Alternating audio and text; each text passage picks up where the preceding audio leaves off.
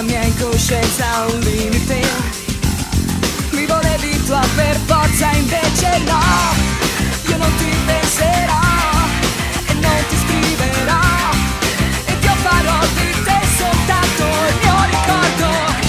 Non credo nelle parole che dicevi tu, non credo in quello che cercavi tu da me.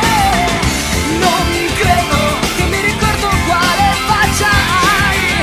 Non credo, non in te, non in te.